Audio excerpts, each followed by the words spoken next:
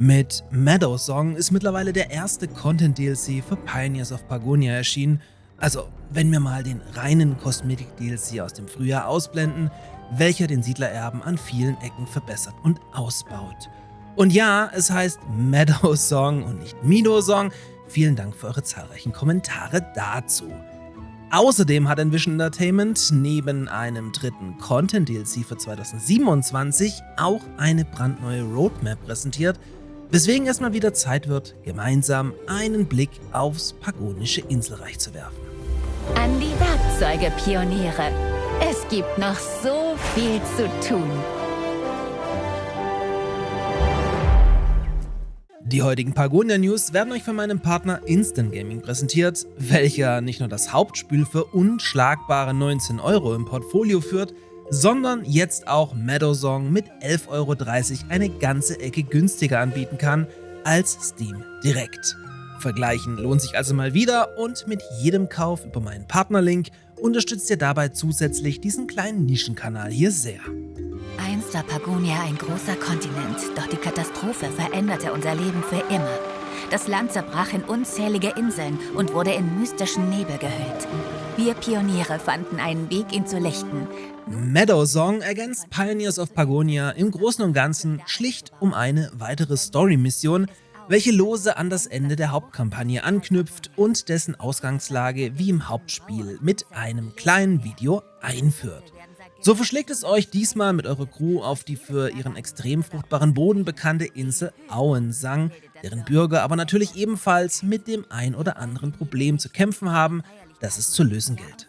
Denn ohne zu viel zu spoilern, hat eine mysteriöse Verwelkung einen großen Teil der Insel verseucht, den ihr im Kampf gegen einen Hexenzirkel wieder begrünen dürft. Falsch gedacht.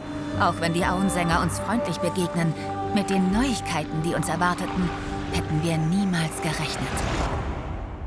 Dadurch ausgelöst ist auch neu, dass euch wilde Tiere wie Ratten oder Wölfe, also diesmal nicht Werwölfe, sondern normale Wölfe, angreifen können oder eure Felder plündern.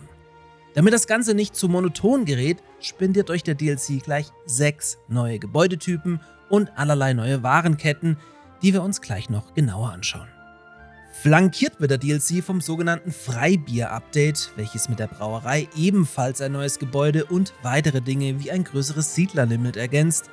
Das kostenlose Update habe ich euch schon letzte Woche vorgestellt, schaut da also gerne auch mal rein, falls ihr es noch nicht getan habt.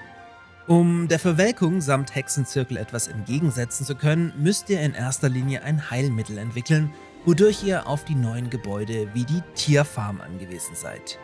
Hier finden Schweine und Hühner ihre neue Heimat bzw. letzte Ruhe, da ihr mit der Mastzugabe Mais und Getreide sowohl an Eier, Fleisch und Leder gelangt.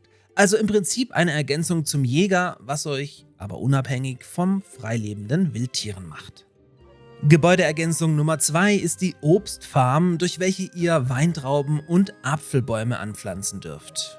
Diese beiden neuen Ressourcen werden wiederum im neuen Weingut zu Wein bzw. Apfelsaft weiterverarbeitet und ergänzen so neben Bier das neue Alkoholangebot eurer Pagonia.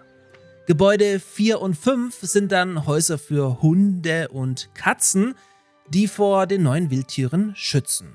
Generell ist es mir persönlich dann aber auch langsam zu viel an diesem Overkill an Hunden und Katzen im Spiel. Egal. Last but not least wird dann noch das sogenannte Füllhorn als neues Monument eingeführt, in welchem ihr durch das Darbringen von Opfergaben ein paar Zauber wirken könnt. Ich meine, ihr produziert ja mit den anderen neuen Gebäuden jetzt quasi jede Menge davon. Ja, und das war's im Grunde schon. Also eine Erweiterung für alle, die nach der langen Kampagne noch Lust auf mehr pagonische Abenteuer haben. Wie eingangs erwähnt, wurde gleichzeitig mit Meadowsong eine neue Roadmap präsentiert, welche erstmals vermeintlich bis ans Ende zeigen könnte. So wird Pioneers of Pagonia noch 2 weitere kostenpflichtige DLC erhalten, also dann wohl in 2027 final abgeschlossen. Bevor es aber mit dem nächsten Content-DLC weitergeht, wird das Siedler-like noch im Juni mit einem größeren Update für den Karteneditor versorgt werden, durch welchen ihr dann eigene Szenarien und Challenge-Maps erstellen könnt. Also vermutlich vollwertige Kampagnen samt Zwischensequenzen und Endgegner.